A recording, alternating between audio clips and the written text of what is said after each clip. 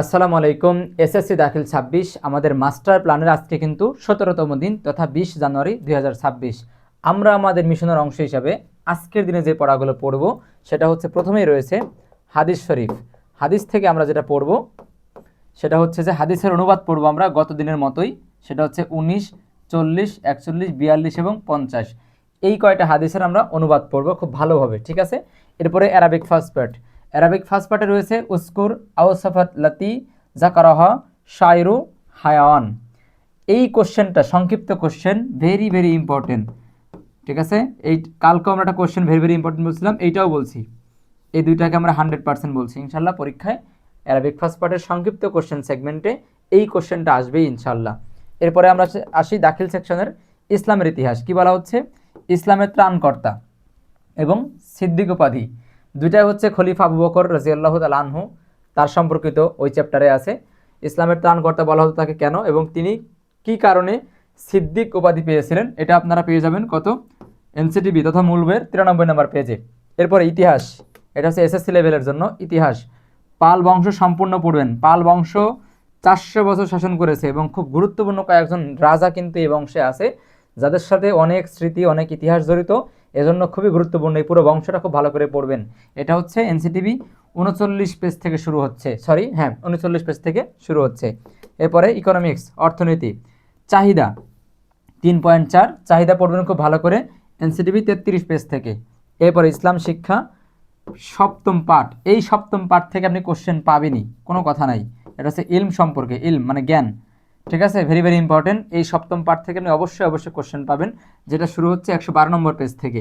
এরপরে ইংলিশ সবার জন্য কম্পালসারি, সেটা হচ্ছে যে English first part, email format, ঠিক আছে। ইমেইল ফরম্যাট, মাত্র একটা ইমেইলের ফরম্যাট এমনভাবে শিখবেন যে ইমেইলের ফরম্যাট দিয়ে আপনার পরীক্ষায় ইমেইল যেটাই আসুক, যে অ্যাঙ্গেলে আসুক, যে সিকোয়েন্স অনুসারে আসুক না কেন বা যাই আসুক না কেন, ইমেইল কেন্দ্রিক কোশ্চেন আপনি একটা ভালো করে পড়বেন এবং সেটাই লিখবেন, ফুল মার্ক পাবেন। তবে এই ক্ষেত্রে যে কোনো ফর্মেট বা যে কোনো সাইট লিখলে কিন্তু হচ্ছে না, একটু আপডেট শব্দ দিয়ে লিখতে হবে, যাতে স্যাররা ধরতে না পারে, স্যাররা বুঝতে না পারে যে এটা কোনো ফর্মেট ধরে লেখা, ঠিক আছে। আমরা একটু আপডেট শব্দ দিয়ে কিন্তু এই ইমেইল ফর্মেটটা রেডি করেছি। যাদের প্রয়োজন তারা নক দেবেন, আর যারা পেইড ব্যাচে আছেন তারা তো অলরেডি পেয়েই যাবেন তাদের গ্রুপে।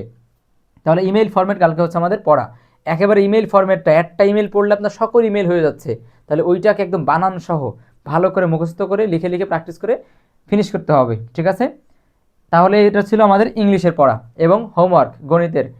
এখানে 24 নম্বর না, সরি, এটা হবে 25 নম্বর। ইদানিং অনেক ব্যস্ত থাকতেছি, ব্যস্ত থাকার কারণে মূলত আমি সব কিছু ঠিকঠাক করতে চাইলেও কিছুটা ভুল হয়ে যাচ্ছে। এটা হবে 25, ঠিক আছে। 25 নম্বর অঙ্ক, মূল বইয়ের 25 নম্বর অঙ্ক, 186 নম্বর পেজে। মূল বইয়ের 25 নম্বর অঙ্ক, এটা সৃজনশীল অঙ্ক, 186 নম্বর পেজ তথা ত্রিকোণমিতি 9.1 অঙ্ক। এই ছিল আমাদের 17তম দিন এবং 20 তারিখের পড়া। আমি আশা করছি যারা আমার এই সিলেবাসটা বা মাস্টার প্ল্যানটা যারা ফলো করেন তারা সর্বোচ্চ ফলো করেন, ঠিক আছে। এই সবগুলো কিন্তু গবেষণা করে তৈরি করা, গবেষণা করে বড় একটা টিম নিয়ে গবেষণা করে তৈরি করা। এটা যদি আপনারা শেষ করতে পারেন এবং আমাদের এই মেডুলেশন অনুসারে আমাদের এই সিকোয়েন্স আপনারা যদি পড়েন, এই মাস্টার প্ল্যান অনুসারে যদি পড়াশোনা করেন, ইনশাআল্লাহ আপনাদের সফলতা আসবে।